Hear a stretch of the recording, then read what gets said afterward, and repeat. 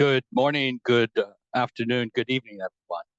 I am Sean Baker, Chief Program Officer at Helen Keller International.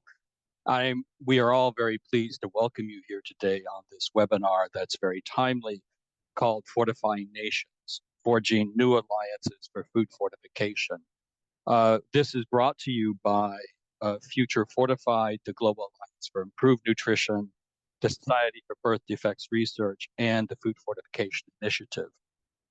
To put this into context, but first I'll go through a bit of some housekeeping issues. Sonia is going to share a slide providing information for the audience on interpretation, but we're happy to say that we have interpretation in French, in English, French, Spanish, and Bangla. You can go down and you'll see on this slide how you access the interpretation facilities. Please, if you have any questions during this, post them in the question and answer function of the Zoom application. We'll be happy during the webinar to take questions as we can get to them. Would also very much welcome you to introduce yourselves in the chat box for all panelists, but also all participants across the world today. I see we have 165 participants, now up to 166 online already. So really a fortified participation across the globe. And this webinar is being live streamed on the website of the Global Alliance for Improved Nutrition and also on their YouTube channel. Now, to step back and put this into context, why are we all here today talking about large-scale food fortification? And why do we need to forge new alliances? There are some relatively recent estimates that really underscore the magnitude of deficiencies in essential nutrients.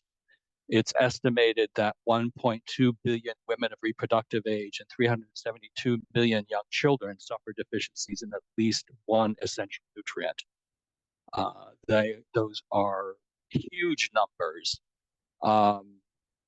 And it's often not visible what the devastating consequences on health and survival and futures are for women and children who suffer these deficiencies. One of the big breakthroughs in May of last year was with the World Health Assembly passing a resolution to really call on nations to accelerate action on large-scale food fortification. And I'll get back a bit to the genesis of that resolution, because I think it's really that genesis of the resolution is the heart of today's webinar. But also to situate in the current reality we're facing as I've had the good fortune being back at Helen Keller International now for 18 months of visiting programs and the people we serve across a number of countries in Africa and Asia. And systematically, when you speak to households about what the major constraints they face in nourishing their families, the leading response I always see is the cost of food, the cost of nutritious food. And so while for many on this call, the prolonged food price crisis is a nuisance, for the families we care about, it really can be a question of life or death. And I think it makes action to secure essential nutrients in the food system more important now than ever. And every day there seems to be new evidence about just how much we know about the effectiveness and cost effectiveness of large-scale food fortification. There was a following up on the World Health Assembly resolution in April earlier this year. There was a convening in Cape Town, 245 practitioners of large-scale food fortification across the world. And there's a manifesto for accelerated action that came out of that, because we recognize that we can't just do business as usual and have incremental improvements. We really need to have a step change. And that gets me back to the genesis of that World Health Assembly resolution and the spirit of this webinar. It was that people think sometimes a World Health Assembly resolution just comes out of nowhere, but in fact, that's not the case. This was built and bolstered by a coalition of partners across the globe of people committed to putting an end to malnutrition.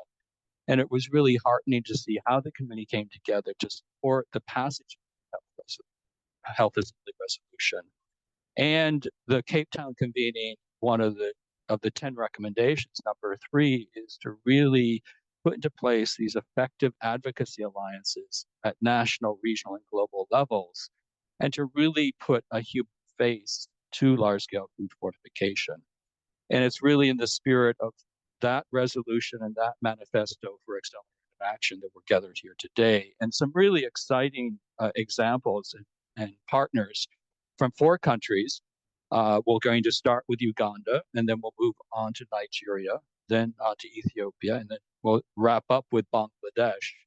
And then colleagues from the Global Alliance for Improved Nutrition will share an advocacy toolkit that will help all of us to do even better to call attention to the problems of micronutrient malnutrition, but also the incredible hope and potential of large-scale food fortification.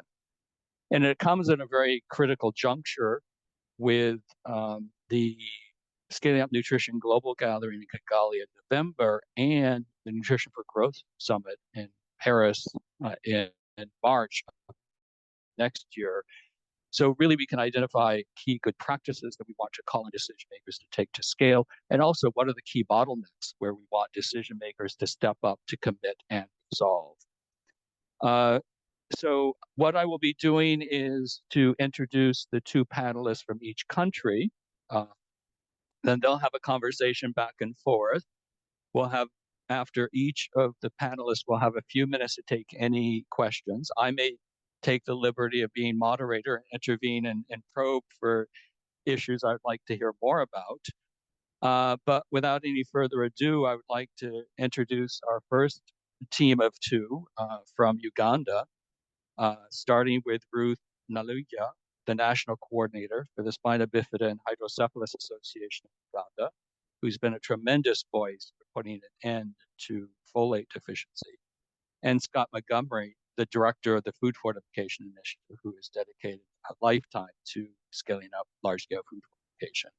So over to you, Ruth and Scott, and you have about 10 minutes before we jump into questions and answers. All right. Thank you so very much, Sean. I'm very glad that I'm part of the team tonight that is discussing about food fortification. My name is Ruth Naluja, and I'm the Executive Director for the Spina Bifida and Hydrocephalus Association, which is a national umbrella body that brings together persons with spina bifida and hydrocephalus.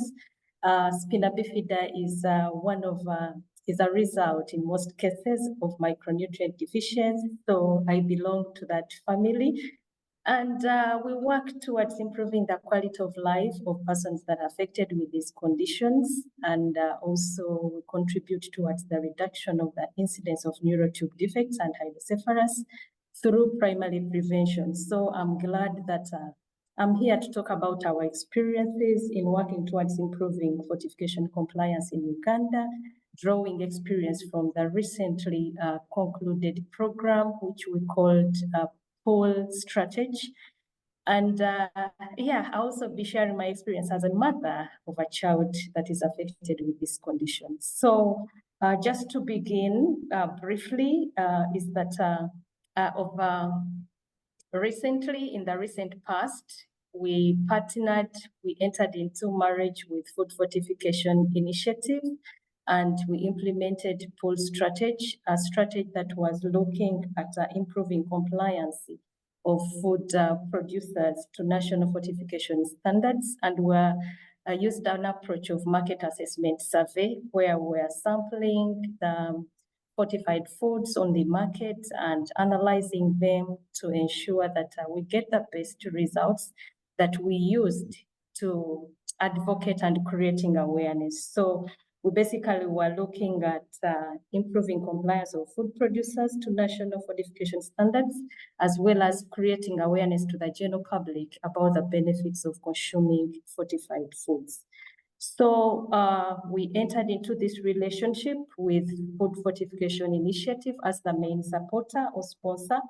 And after FFI saw that there were low levels of compliance, with fortification standards in many countries. And so many times the governments had other competing priorities, and so regulating fortification was kind of neglected. And the FFI's idea was that how about if we brought on board the representative organization that is directly affected after they did a mapping exercise, and they realized that our association was passionate about issues to do with neurotube defects and micronutrient deficiencies. So their hypothesis was very, very on point, because when they brought us on board, it so turned out that the pool strategy was extremely effective, because after we went on the market and picked the samples, shared the results with the government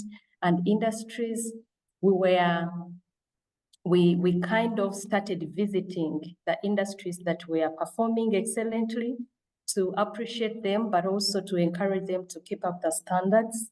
But also we visited those that were not complying. So we went with our children and shared our experiences of what it means, life means to have a child with this condition in a low income setting. And they all appreciated that the cost of taking care of a child born with a a neurotube defect could not be even compared to the cost of fortifying foods. So the industry, the food producers appreciated that. And when we went back after a year for pool strategy 2, we really found that the compliance levels had gone up. For example, for vegetable oil, compliance had increased from 55% to 97%, and for wheat flour, it had increased from 70% to 99%. So over to you, Scott, to share why you entered into marriage with us and how this started. Thank you. Okay, thanks, Ruth, and hello, everybody across the globe. I might start out, you heard Ruth say pull strategy, and so what the heck is, what do you mean by pull? So when we talk about government mandates and legislation, we called that a push strategy. The government's trying to push something on industry.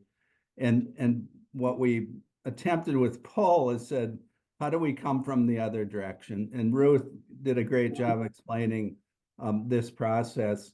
The FFI is the Food Fortification Initiative. Obviously, we focus predominantly on cereal grain fortification, and Ruth and her team have been incredible partners in Uganda.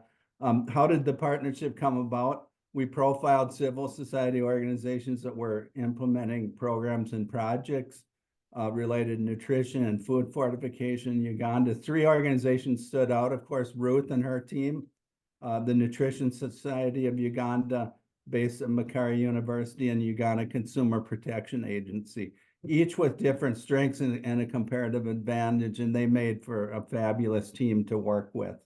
So what were the strengths and advantages of that partnership for the pull strategy? FFI brought the technical expertise to large-scale food fortification. Ruth and her team at Shaw provided staff to collect the samples of fortified food from the marketplace, took them to the lab at Makerere University and observed the analysis, reported the results, and then being parents affected by micronutrient deficiencies, their findings and advocacy efforts were taken seriously by industry and government. Ruth told that story when they met with a miller.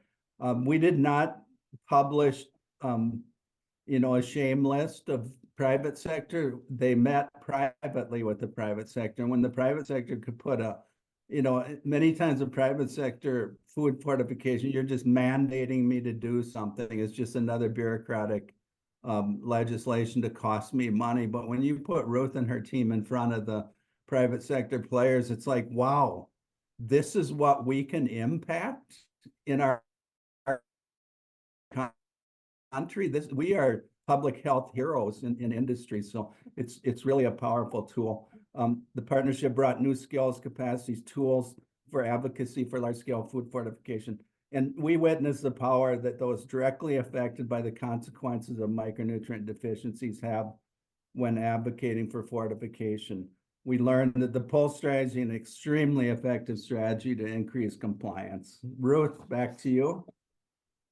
Yeah, thank you so very much, Scott. Actually, to the listeners and the viewers, we really realized that this marriage, this partnership or alliance was of very great advantage that we were able to share. The partnership brought new skills, capacities, tools to advocate for large-scale food fortification, and FFI shared a lot of knowledge and tools with our organization so that we are able to undertake future market assessments with our own human and financial resources. And right now, the members of our association that were involved and those that have just joining are well versed with the key messages of large-scale food fortification, and we can articulate issues around compliance to the industries and the government.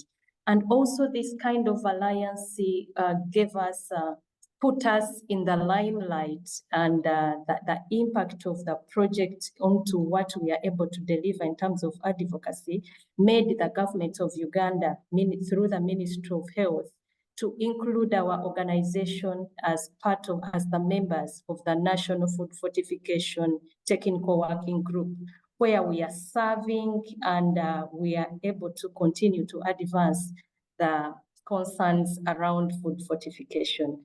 And we are also kind of really, when we engage the industries and the government, everyone is amazed about the kind of knowledge we have around food fortification and the uptake. So different organizations and the government are consulting us when they are planning for the country when it comes to the nutrition programs around the country.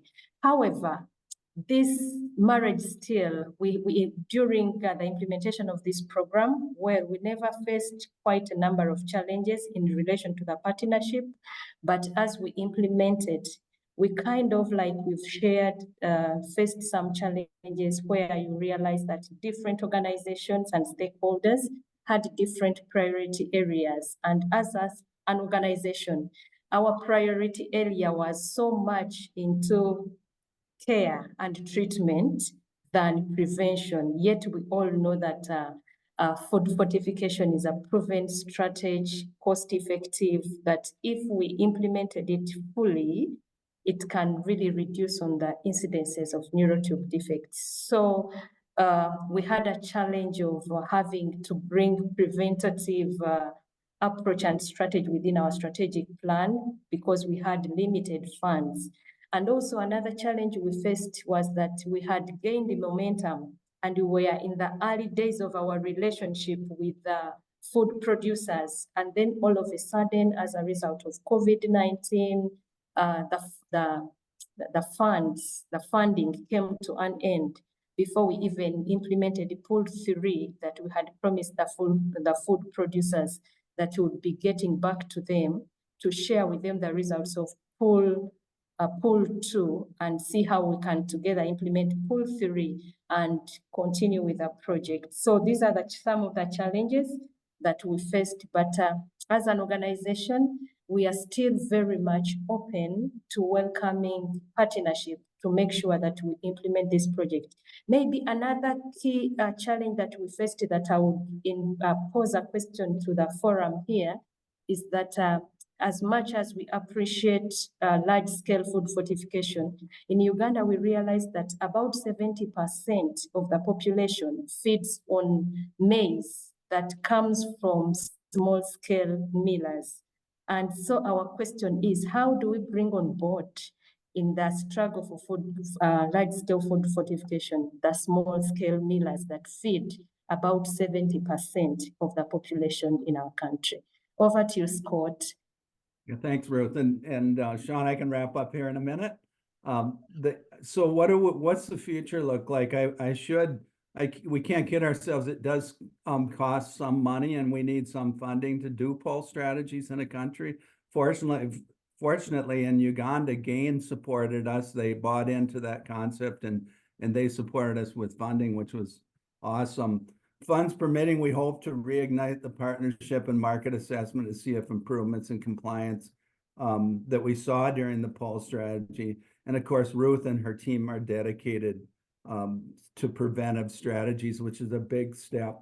We have identified 2 other countries now that are really struggling with compliance, and we're going to do the poll strategy in 2 other countries in Africa and see if we can build on this model and success. So thanks. Over to you, Sean.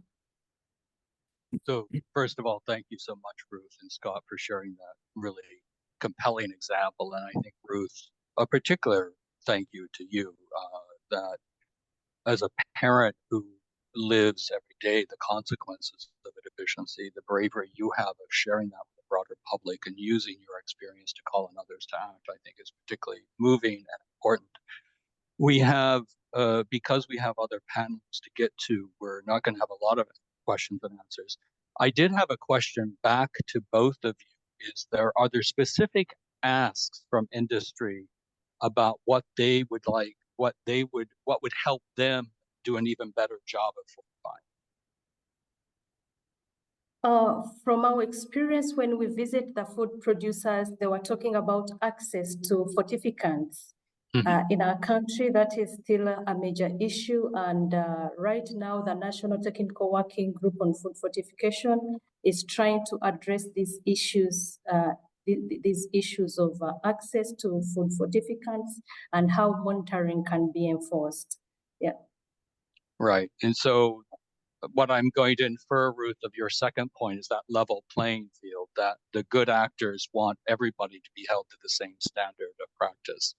And then how do they, excellent. I think I'm going to pull out these points because I think as we move into nutrition for growth, these are points where we can really ask decision makers to come to the table at the next Nutrition for Growth Summit with commitments.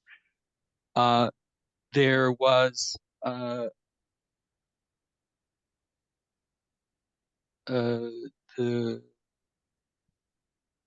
right. I think there's a question that here, this is an incredibly important approach, but you've also both implied that how do you sustain the funding for these initiatives to make sure that on one hand you have the industries, on the other hand you have the government, but how do you have informed voices like Ruth at the table to keep celebrating the successes and keeping everybody honest about actually delivering this?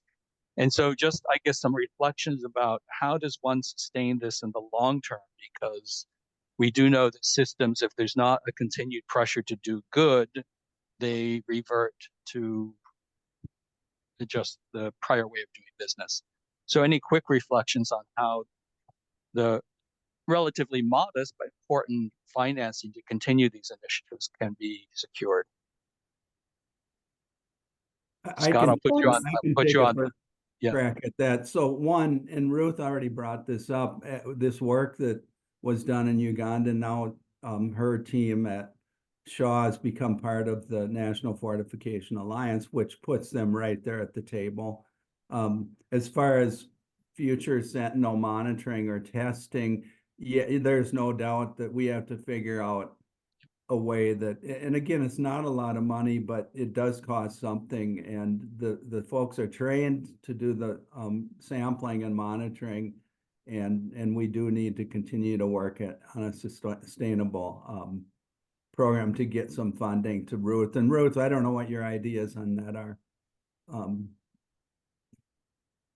And I think Ruth already commented, just one last comment, Ruth already said, of course, I think her organization started out predominantly focused on care, and now prevention is clearly in their strategy because they understand the implications of neural tube defects, and prevention's clearly in their strategy to work on. So Ruth, back to you.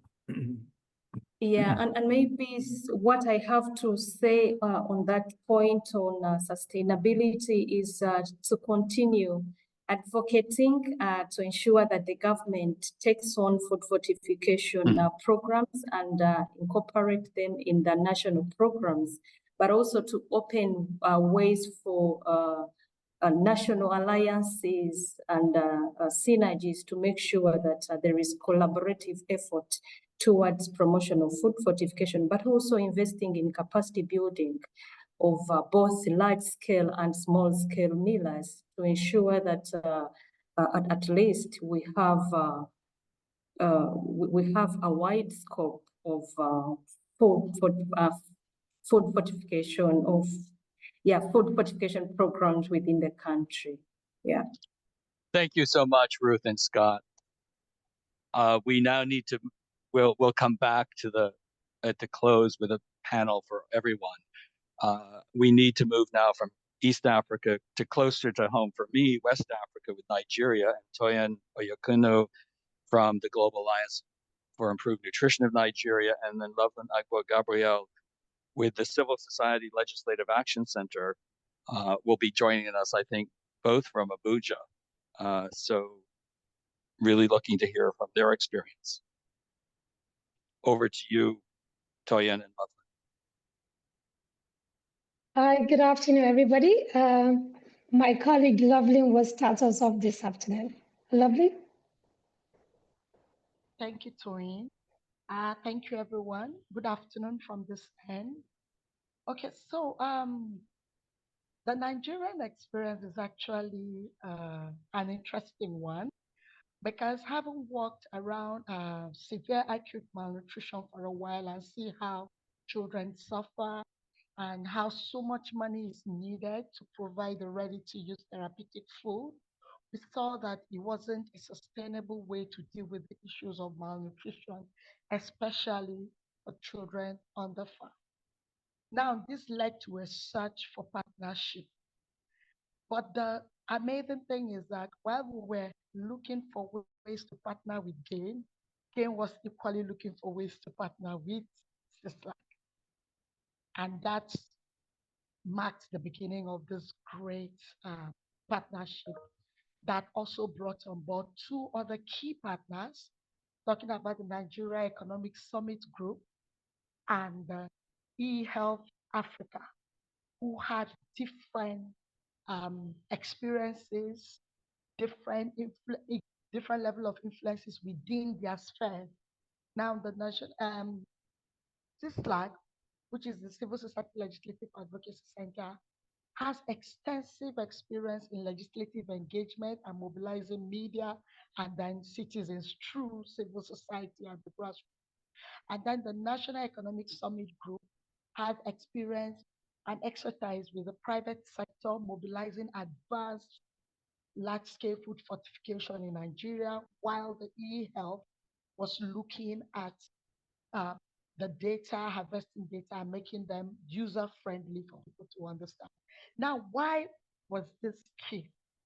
It was key because as a country, issues of food fortification were still new and somewhat strange because the conversations around nutrition were never in that angle.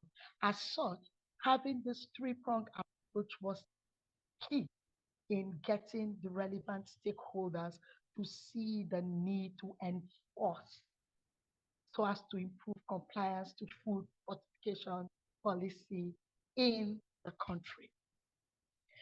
This led to different strands of work ranging from advocacy, sensitization, and mainly building capacity of relevant stakeholders like the media to take ownership, first to understand, so as to take ownership of the conversation to be able to amplify the talk.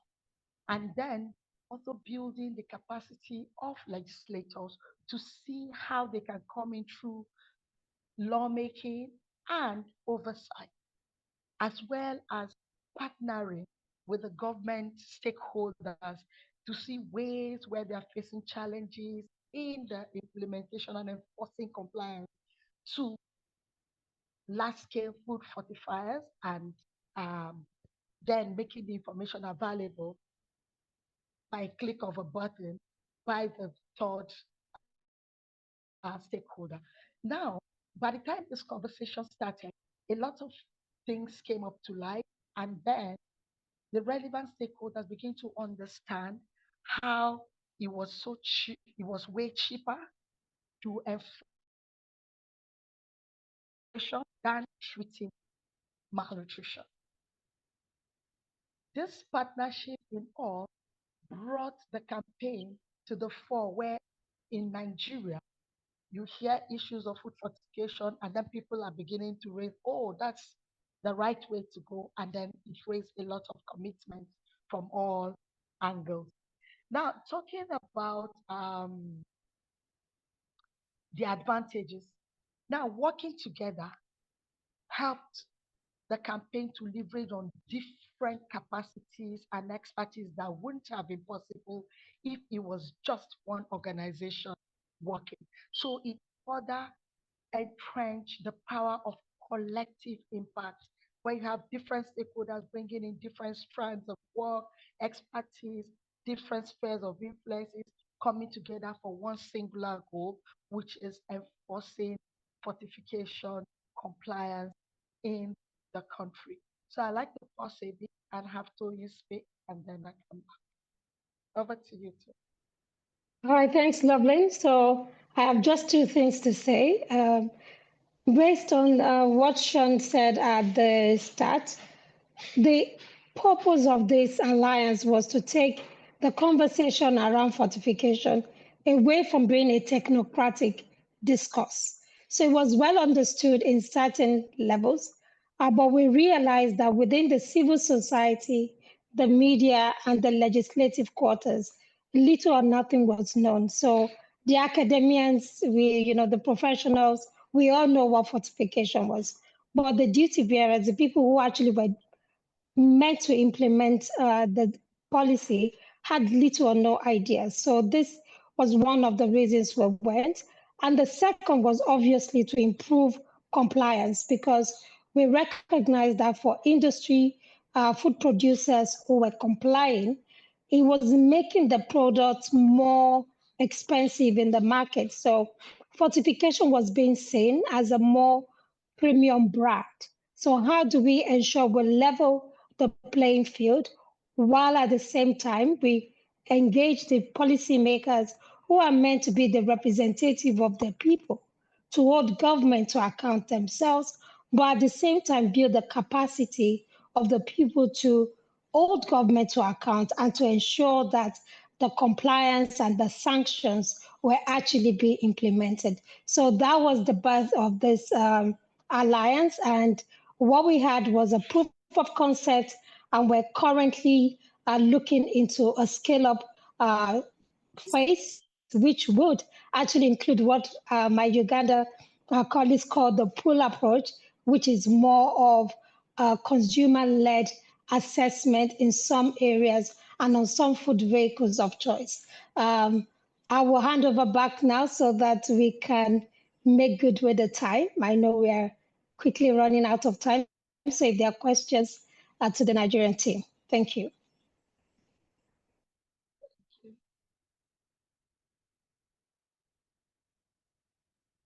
So thank you so much, Toyin and Loveland.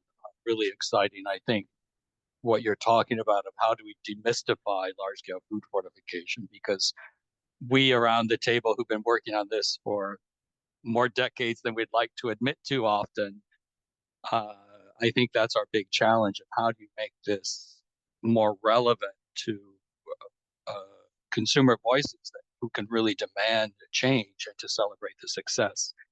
I did have a question, many questions in the chat box, but when you engage with industries and elevate this issue with industries, what are issues they raise as the principal barriers to large-scale food fortification that they would like either civil society partners like us or government to address?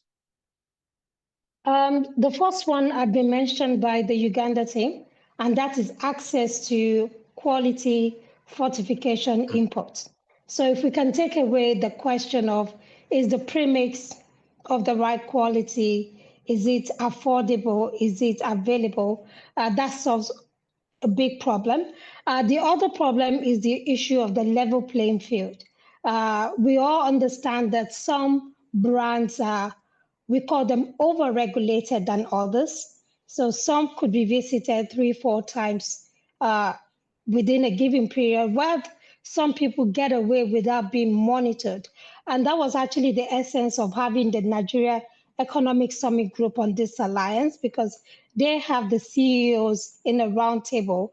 And so they're able to get the peers to talk to the ones who are not fortifying to say, the spotlight is going to be on you, because this campaign is actually raising the profile of the people who are fortifying. So we carried out what we call the Naming and Faming campaign, not naming and shaming. So naming and faming, which is basically talking about the producers who are fortifying, because that was the issue, that we are fortifying, other people are not fortifying, and our brands tend to be a bit more expensive than the other ones. So those were the two key issues raised up by producers.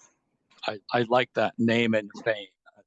Well, then it implies for those who are not named that they're not raising up to the standard to be celebrated. But I think that's a very powerful way of going about it. Loveland, I don't know if you have anything to add to that question.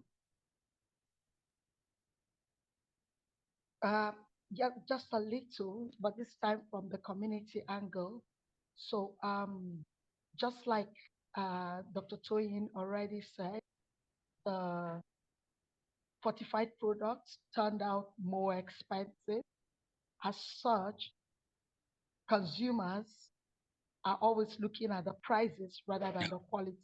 So, what the campaign successfully did or started doing in the proof of concept is make the public aware of the value that adds to it and do like a cost benefit analysis of buying fortified products instead of buying the unfortified ones, no matter how inexpensive they appear in the market, because at the end of the day, the cost benefit to your health and time lost while people are sick and all of that now made a bit of sense. And then this message was carried out by other stakeholders who were not within the third party advocacy alliance to pass on the message to the general public. And then the media itself having an understanding and continuing to push this agenda to the fore, so that way producers who are fortifying are encouraged to keep fortifying rather than cutting costs. That's just what. Thank you so much for that. I will, because I want to underscore your point. If there's this price differential, then unfortunately we will have failed in our mandates, right? Which is to serve those who are most at risk. And we know those who are most at risk are those who, in fact, have the most difficulties accessing essential nutrients. So I think that focus on a level playing field so that all fortifiable foods that are under mandate indeed are fortified to standard is so essential. Well, a huge thank you to Nigeria. I would like now to move.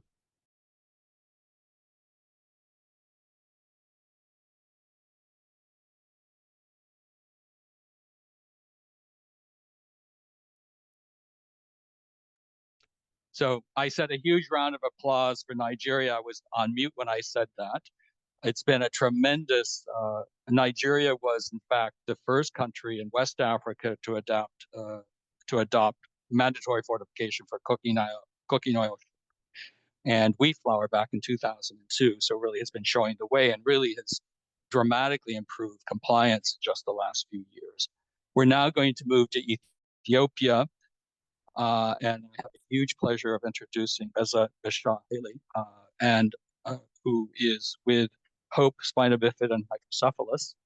I will editorialize that Beza spoke at the convening in Cape Town. I confess the entire room was in tears when you shared your personal story and commitment. And then also very pleased to introduce Melet Yosef, who is the Scaling Up Nutrition with the Scaling Up Nutrition Business Network. So over to you to share with the audience. And we now have 205 people across the globe who are eager to hear about your experience in Ethiopia. Over to you both. And Beza, you're still on mute.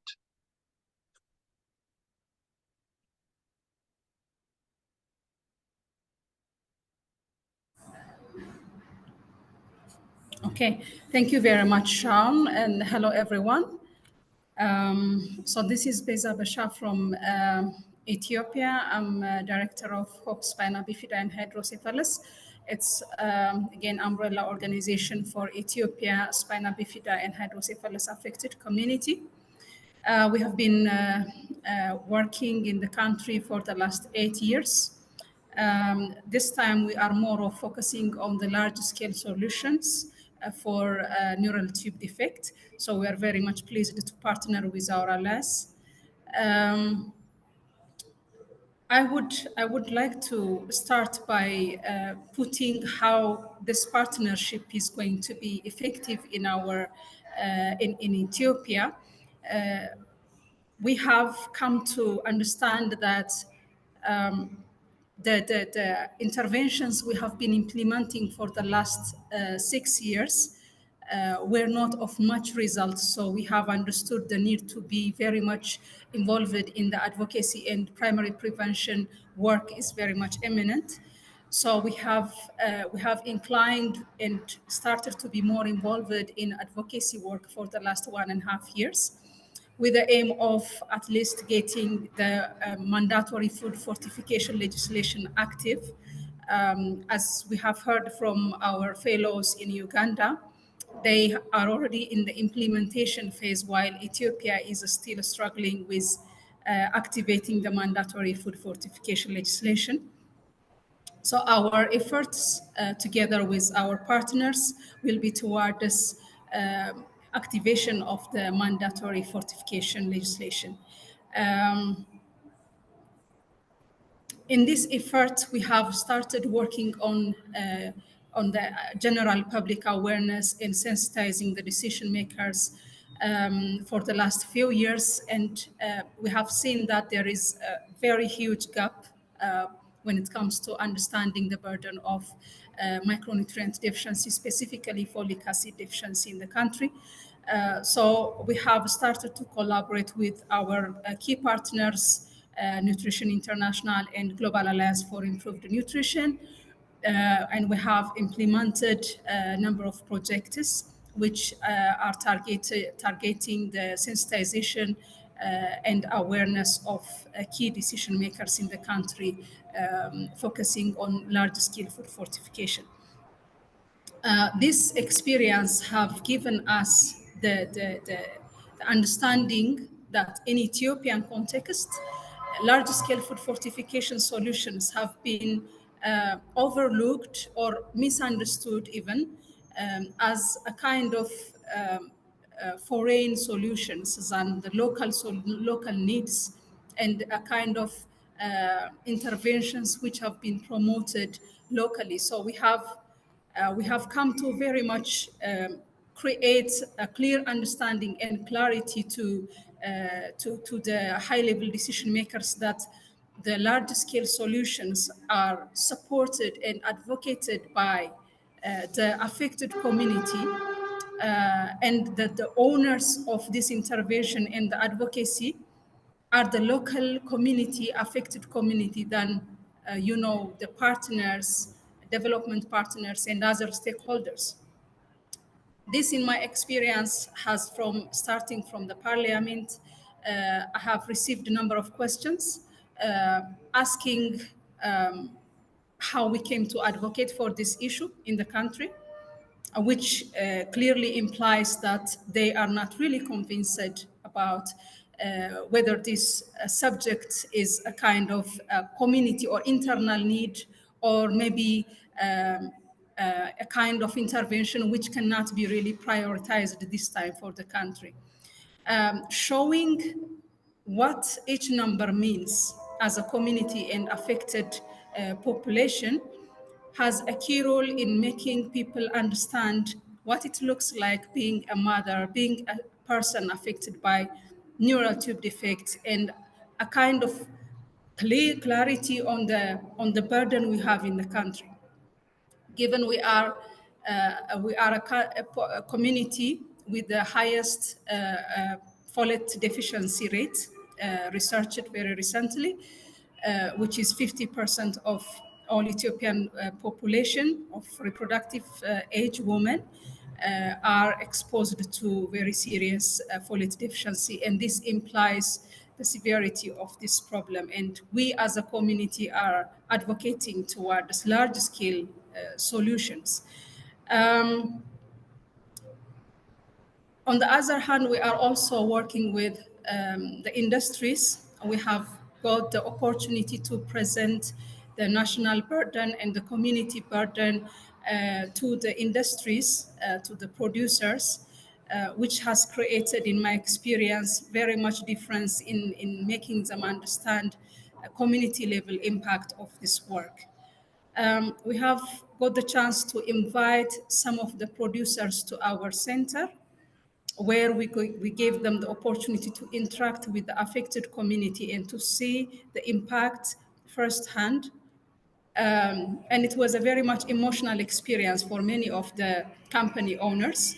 And they gave us the feedback that such kind of experiences and events should be really organized in a wider scale, because after taking number of trainings and being exposed to number of events, as producers, they were taking this as a kind of new intervention, than a very critical intervention to boost community health and well-being. So with this, our partners, GAIN and NI, has really supported our effort, and we have been really engaged in different level of the government structures, starting from the House of People's Representatives.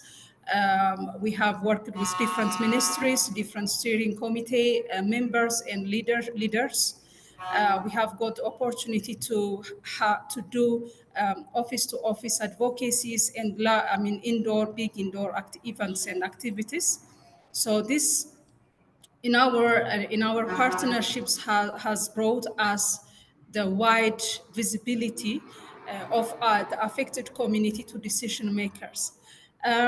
When it comes to the challenges of partnerships, I would like to mention that most of the projects we are implementing are very much of short durations, and we are not currently being able to project long-term impacts and long-term projects. Maybe in the future we would be discussing that with our allies, and we will internally be also working on long-term resource mobilizations to have longer, stronger impact.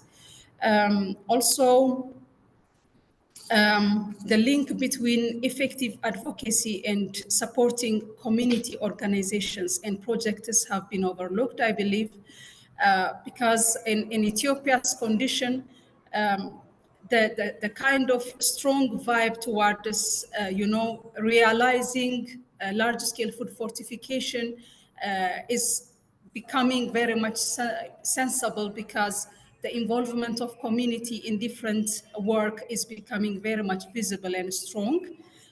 But however, this strong involvement in capacity, the growing capacity, is because of our other hard projects than the soft projects we do. We do awareness creation, national awareness raising activities, but when we show our community to the decision makers in our center, in our hard projects, that's what makes decision makers understand the depths of the problem. So I would like to send a message to our supporters and donors globally to also give attention to the potential of supporting hard projects, community-based projects, to really strengthen the effectiveness of our advocacy work. So with this, I would like to give the floor to my colleague Melat. Over to you, Melat. Thank you. Thank you so much, Meza, and thank you, Melat. I just we do only have a couple of minutes left, so because we want to also so quickly. Over to you. Thank you so much. I will make it short. You've said a lot about the existing problem of malnutrition and micronutrient deficiencies and the recent initiatives in Ethiopia, but I will be speaking a little bit about the current initiatives. SBN Ethiopia is working with the Global Alliance for Improved Nutrition, focusing on large-scale food fortification. Our initiative aims at promoting awareness and educating about the importance of fortified foods for food producers and also consumers, as private sector is a major food producer locally and globally in the world. Understanding of the importance of fortified foods is still critical. As Beza mentioned, that majority of the producers have a limited understanding of fortified foods, like they all thought that it's another intervention of the government and making it mandatory without realizing the current challenges on the ground. And that's why even till now that wheat and oil fortification cannot be implemented, that we couldn't be effective, that the ground on the reality could be challenging, but understanding the importance of fortified foods would bring in the private sector on board and for them to be also partners and actors in the large-scale food fortification activity. And the other initiative we have as a CBN is support the production and distribution of high-quality, affordable fortified products. Again, our partner has been playing a big role in availing premix, which is also a challenge mentioned by Ruth, reliable and making it a high quality available, making large scale, reliable and affordable premix locally has been a great challenge in Ethiopia because we are struggling with a shortage of foreign currency. All that the government made the wheat and oil fortification mandatory, these companies are struggling to find the premix locally, and also like they couldn't even bring in these premixes because we have a huge forex problem. But so that's why we need partnership in this initiative, and GAIN has been playing a big role in importing these premixes and trying to distribute it to locally. The other initiative we have as a CBN is facilitate collaboration between government agencies, food producers, distributors, and other stakeholders. We would be a bridging partner between the private sector and the government institution and other institutions in facilitating collaboration for the effective implementation of mandatory large-scale food fortification. Enlist private sector advocate to push for the implementation and enforcement of Ethiopian wheat and oil fortification mandate is also another initiative we have. So as a private sector network, our main role is like to equip and increase understanding of the private sector that the role large-scale food fortification can play in improving the nutritional status of children and fight the huge micronutrient deficiencies. But we have the one like Beza mentioned, folate, vitamin A, vitamin D.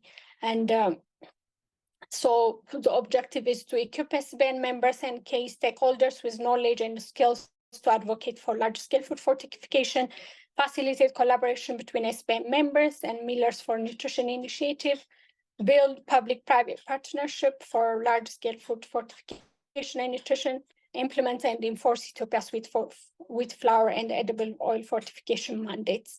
So the private sector participation is critical in the large-scale food fortification. So our role and our project is to increase the participation of the private sector and bringing on board, and also advocating for the consumption of the fortified foods, as Ruth has mentioned, considered as high-end premium products, but the fortification costs can go down if we work collaboratively, if we bring different partners on board and make it affordable to the general public. So I think I have mentioned few. Do I still have time or?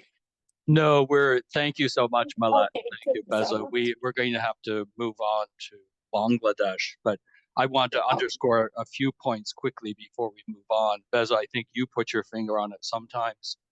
I think we set ourselves up of competing nutrition interventions. It's like, why large-scale food fortification instead of biofortification, instead of dietary diversity? And of course, we want to do all of that. We do recognize large-scale food fortification as one tool in our nutrition toolkit, but a very important, cost-effective, and scalable one. And so it's not to make it compete with others, it's to complement others. I think I appreciate very much also the point of having voices like both of yours at the table that can really address the misperceptions of food fortification, because there's so many misperceptions out there. So having really informed advocates who can correct the narrative.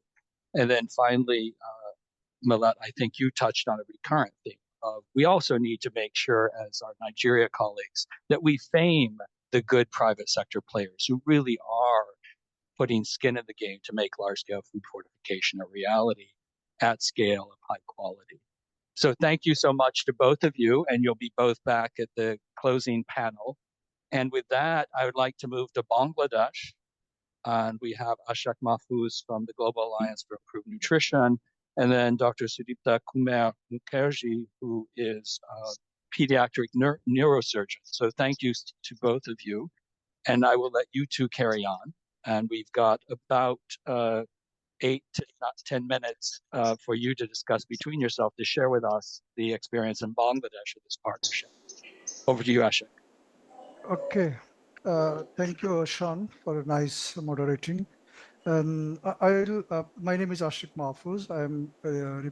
I'm joining the event from the Global Alliance for Improved Nutrition, GAIN Bangladesh office. I'll start. Maybe Dr. Sudipta will actually discuss elaborately. So actually, just GAIN in Bangladesh, we are working here for the last 13, 14 years. And large-scale food fortification, one is the large flagship project of GAIN Bangladesh. Here we are working with edible oil fortification and salt fortification. Both are mandatory by the government law. So edible oil fortification actually GAIN initiated and provided technical support to the government to make it mandatory fortification with vitamin A. Now today's webinar actually we'll discuss about the new alliances for food fortification that recently we have established. It is called APON, APON, Alliance for Prevention and Management of NTD and HCP. Actually, Dr. Sudipta, he is the actually champion in this in forming these alliances. GAIN was thinking to initiate folate fortification, particularly with wheat flour for some times. When that last year WHO resolution came out, and it also emphasized that folate deficiency in all over the country, and also that all over the, I should say, throughout the world is very alarming. So also in our micronutrient survey, the National Micronutrient Survey conducted in 2019-20, it also identified actually particularly 3 vitamins and minerals. It is vitamin D, zinc, and folate deficiency is very high. Then actually we are thinking how to engage with flour fortification and with folate. So we came to, for initiation the project, we actually looking forward some evidence and just to talk, to convey these things to the policymakers and the private sectors. Thus, we actually came to in contact with National Institute of Neuroscience and Hospital, and we met Dr. Sudipta. He is from that NINS, National Institute of Neuroscience, and we found that he is very much supportive and he has done a lot of research in the subject. Thus, actually, we formed that upon that is platform that is to disseminate, actually to generate evidence-based and also provide technical assistance to the government and private sector. Thus, actually, this association has been formed. Now, I'm requesting Dr. Sudipto to add his views on the current context of the NTD and how they're thinking about that association. Thank you, Dr. Mahfouz, and thanks, Sean, for giving me a chance to say something. Actually, I ask myself that why I am here. This is a forum of nutrition specialists. In this forum, we are not talking about crucial neurosurgical thing. I am working in National Institute of Neurosciences and Hospital as a pediatric neurosurgeon for last 12 years. Now I am working as the head of the department. What I face every day, when I went to hospital, I face some patient who have myelomeningocele or neural tube defect in different format, and they have motor deficiency, they have autonomic involvement like urinary problem and bowel problem. My first duty as a neurosurgeon, I repair the neural tube defect. But what next? Patient guardian asked me that, doctor, what will happen with my baby? I say every day same thing to them, and that is very much depressing to patient family as well as doctor, that your baby will not move the both lower limb, both legs properly. Whole life your baby will bound in a wheelchair and his urine will not controlled, so urine dribbling will happen. So patient, your baby will not accepted in your school as because there is uriniferous smell. That's why we feel very much depression, and our patient also. And I ask myself that how we can get rid of from this problem. We search and we get a partner for research. From Boston Children's Hospital, we get research support from Professor Maitri Majumdar. She is a famous neurologist, and we did research to find out the exact etiology of neural tube defect, and we try to find out that is there role of arsenic. Yes, we get arsenic has some role, we get selenium has some role, and definitely folic acid has some role.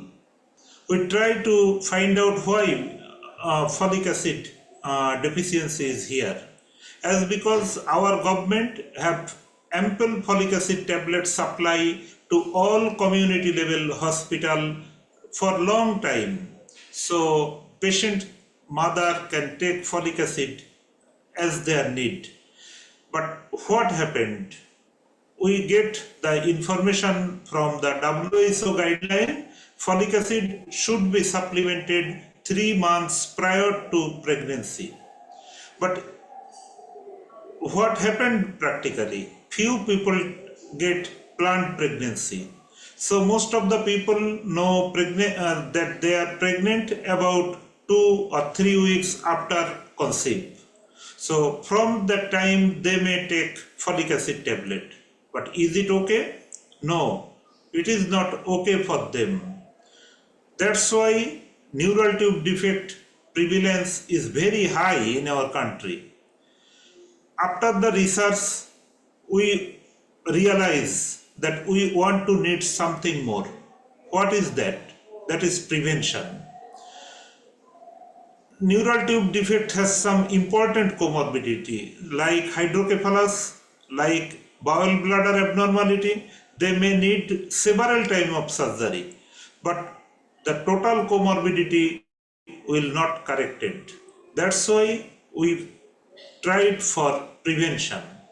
It needs different surgical, that means neurosurgical, orthopedic, urological support, It needs several type of therapy like physical therapy, occupational therapy, and other support, but full cure not possible.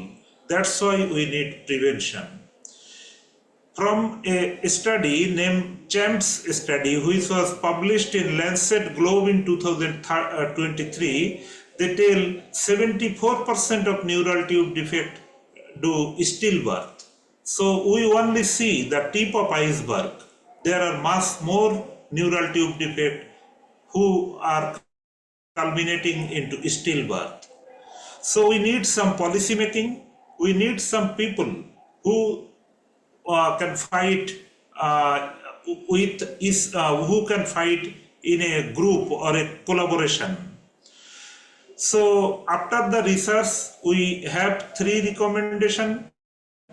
That number 1, take more leafy green vegetable, but it is not practically possible for all people because huge amount of green leafy vegetable may not available. But we need more awareness. Recommendation 2, people must take folic acid supplementation 3 months prior to pregnancy. And the third one, the important one, which we talk today, that is fortification of food. This may be salt, this may be wheat or anything else. Fortification specialist will take decision that which one is better carrier for our country. So fortification is most important. Our country have good history regarding fortification.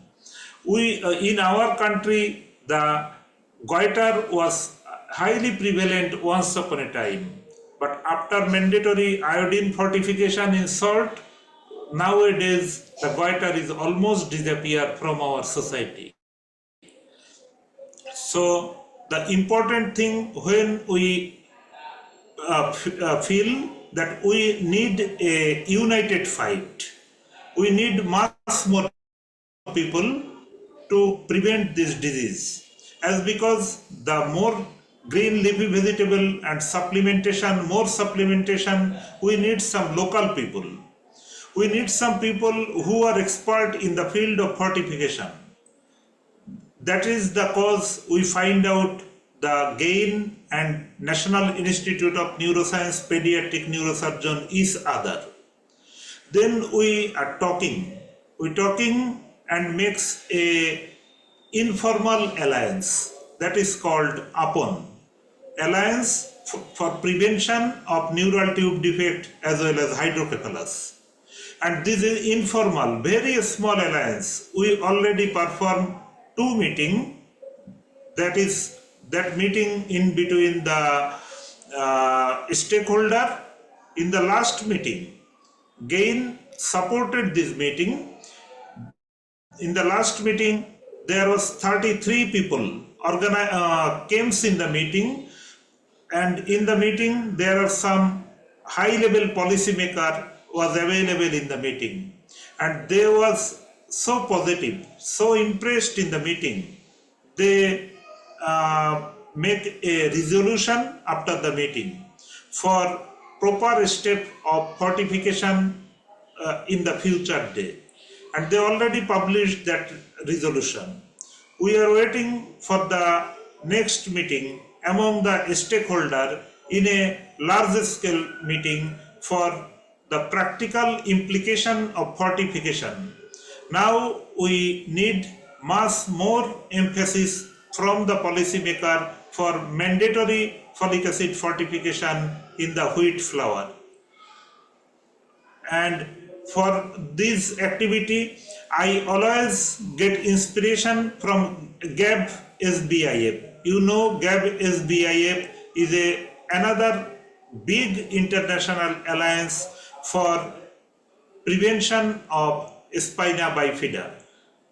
We always join their fortnightly meeting and get information from there. I also grateful to them.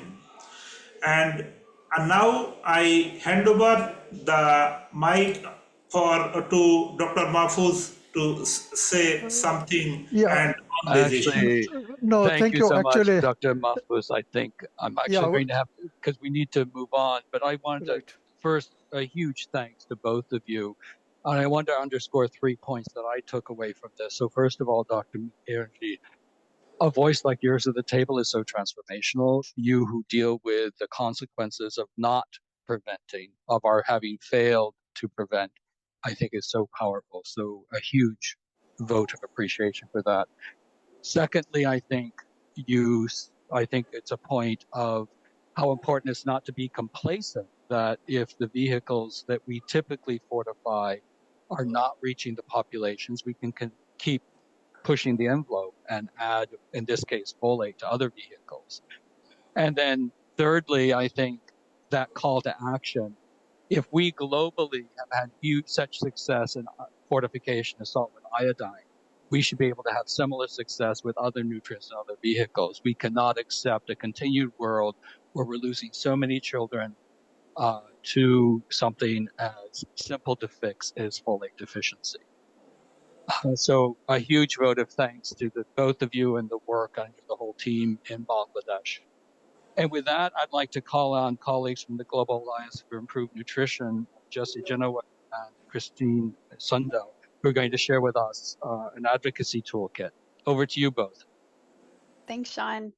I'm Jessie Genoway, and I'm honored to help introduce a toolkit that can help us engage the exciting advocacy moment that we find ourselves in to accelerate progress on large-scale food fortification. So as Sean mentioned earlier in the webinar, we've reached a landmark milestone last year when the World Health Assembly unanimously resolved to accelerate national and global efforts to prevent micronutrient deficiencies through food fortification. We need continued advocacy, particularly on the national and regional levels, to ensure that the resolution is implemented. And so that brings us to this year and another opportunity to push for accelerated progress, and that's the Nutrition for Growth, or N4G Summit. N4G is an opportunity for donors, governments, UN agencies, and businesses to step into the global spotlight as nutrition champions by making commitments to end malnutrition worldwide. A food fortification related commitment made at the N4G Summit is an opportunity to lay out specific steps towards strengthening and improving national food fortification programs. So on behalf of the fortification community, we have put together a toolkit to help national level stakeholders use the World Health Assembly resolution and the Global N4G Summit to strengthen national efforts to advance fortification. We hope this toolkit will help stakeholders to engage decision makers through these significant global moments that we find ourselves in. The toolkit is designed to empower fortification advocates to speak confidently about fortification and to leave a lasting impact in their conversations with decision makers from government and industry. So I'll turn it over to my colleague, Kristen Sundell, Senior Advocacy Specialist from GAIN, to share a little bit more about the toolkit. Thank you, Jessie. Karen, if you could please put the toolkit up on the screen, that would be great. So thanks everyone for joining this webinar. I'm going to speak quickly so that we can have some time for questions at the end of the webinar. On your screen now, you can see the new Global Food Fortification Advocacy Toolkit, which has resources to support your advocacy at national level to take advantage of the moment that we have before us of the Nutrition for Growth Summit, which will be taking place in Paris in March of next year.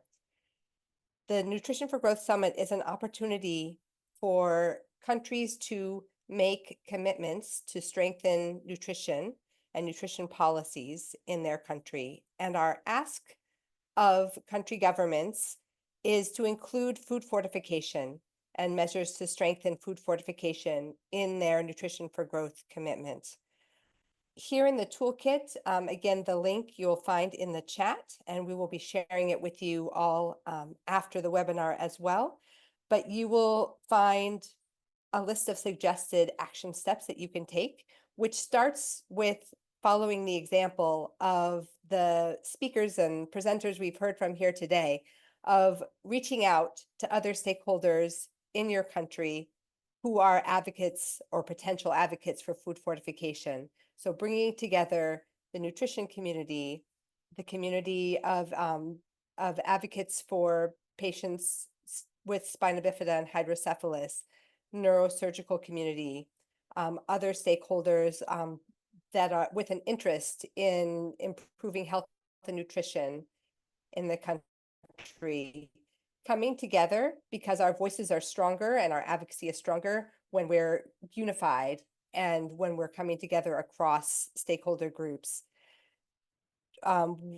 In the toolkit, you'll find resources that you can use to reach out to the Ministry of Health in your country. It is the Ministry of Health that is primarily responsible for setting the country's commitment at the Nutrition for Growth Summit. So that would be your first stop in advocacy and communication with the government. You'll find as you have an opportunity after the webinar, perhaps to explore the toolkit, but you'll find briefs that you can share with the Ministry of Health. You'll find a copy of the World Health Assembly resolution that you can share. You'll find a letter, a global letter from civil society endorsing the resolution, which may be a helpful resource. You'll find resources about the Nutrition for Growth Summit and also other sources for fortification data, the Global Fortification Data Exchange, as well as a communications guide to help support the messages that you bring in your interactions with government duty bearers. So we hope that this toolkit will be of use to you in your advocacy, and we see this as a work in progress. So I would just ask in closing, if you have suggestions, if you have additional resources that you think should be included, please do reach out. I'll put the email address you can use in the chat, and we look forward to working with you and to supporting your advocacy moving forward as we move towards the Nutrition for Growth Summit next year. So with that, I will turn the program back over to Sean, and we have a little bit more time now for some dialogue with our speakers. If I could just ask all of you to turn your cameras on so that we can see your faces again. Thank you.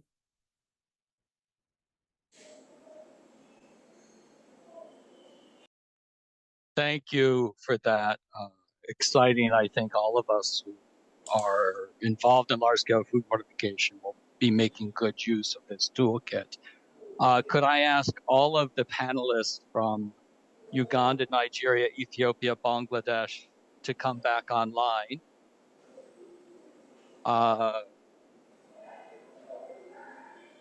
We're still missing some, I think, unless I can't see everybody on my small screen.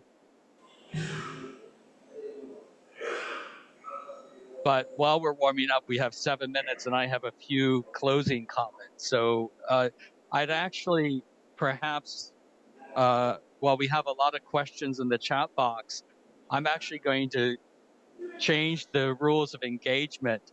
And I actually just want to go around the table and ask each of you, and I'll start with you, Ashak, because you are at the top of my screen here. If you had one message, if you had one commitment you could have a government leader make in Nutrition for Growth, just one, what would it be? So all of you are going to get the same question. So it's just one commitment you want one of your leaders from Bangladesh to go to Paris March 27th and 28th and make that will make a change in large-scale food fortification. Ashak, start with you. Yes, thank you. Actually, that alliances that we have established upon, that is, we will be highlighted these alliances because it is the combination of the people who can advise government to take the appropriate decision in food fortification. That is the message I wanted to say. Okay, Dr. Mukherjee, if you had one commitment that one of your leaders in Bangladesh would make in Paris in March, what would it be? My only one comments that we have only one dream, that once upon a time we can reduce the prevalence of neural tube defect in our country. This is only one message from my side. Thank you so much. Malat, your prime minister is going to go to Paris and make one commitment on large-scale food fortification. What will that be?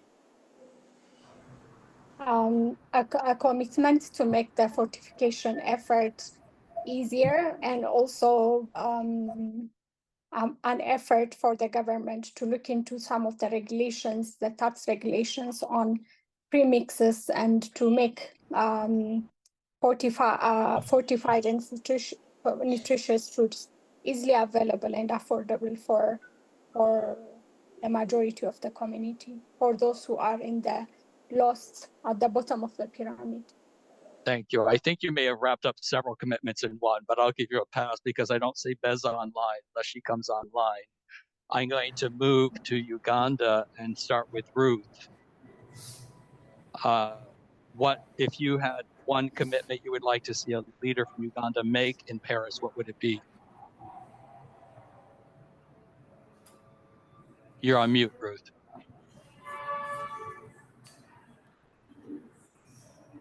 Ruth, you may be frozen, so I'm actually going to jump to Scott. Yeah, I'd keep it pretty simple. I would, one of the foundational strategies in large-scale food fortification is champion. In-country champions that will push that agenda. I'd like them to show up saying, I am a champion. I will use my impact and authority and decision rights in my own country to push this agenda. So that personal commitment and personal championing, right? I appreciate that. I see Ruth has had to, I think she's restarting her computer. Loveland from Nigeria, if you could have one commitment made from Nigeria for large-scale food fortification, what would it be? It will be that duty bearers commit to enforcing food fortification across board, that is providing a level playing ground for all actors. Thank you so much. We have Jesse and Kristen. I was going to jump you because I was going to go up and try to say what I was hearing of. I actually heard 7 things that might make important commitments going forward. So there's been a recurrent theme of level playing field, and we need decision makers to truly commit to a level playing field. That includes making it mandatory. It includes ensuring that there's compliance with all processors of the fortified products, including imports. I will editorialize. Certainly, I see that in West Africa, where I live, one of the challenges that the local producers often are fortifying and the imports are not necessarily being fortified. A second, which is very much linked, is the quality and availability, quality of premix, that I think many producers in good faith buy premix that might not be of quality, which in fact undermines the whole program. Very much related to that, I think having governments exonerate fortification premix and equipment from duty and value-added taxes to make it just somewhat more affordable for industry. I heard this did not come up in the public discussion, but in the chats of where there are functional regional economic communities, if they're totally divergent fortification standards, it can become a hindrance to fortification. So working so that regional economic communities support harmonization of standards that promote both trade in these foodstuffs and a public health agenda. There certainly is something that's come up repeatedly, that we need to have a sustained investment in this enabling environment, the control, the advocacy, et cetera. I think it's one of the things we made errors in the fortification communities, like a surge of investment and you step away, recognizing that in fact there are sustained investments to keep this program going. I think the one that I also took away very much from this is that broaden the table, expand the seats at the table to bring in voices such as we've heard from today. That includes the neurosurgery community that is living with the devastating consequences, families, associations of spina bifida and hydrocephalus. There are many voices out there who are very touching and can be move mountains in terms of large-scale food fortification when we bring them to the fortification table. And then seventh, although Toyin is not here, of fame the private sector that's doing it right. Really elevate and celebrate the voices, the leadership in the private sector who are really doing good to contribute to providing essential nutrients for their populations. And with that, I'd like to thank everybody, all the panelists, all the organizers, and all the participants, because I do think we're at a critical juncture, a year on from the World Health Assembly resolution, a few months on from the large-scale convening in Cape Town as we move into Nutrition for Growth, use this as a forcing function to get strong commitments to accelerate action on large-scale food fortification as one pathway to secure essential nutrients in the food system and avoid the devastating consequences of micronutrient malnutrition. Thank you, and fortified regards to all.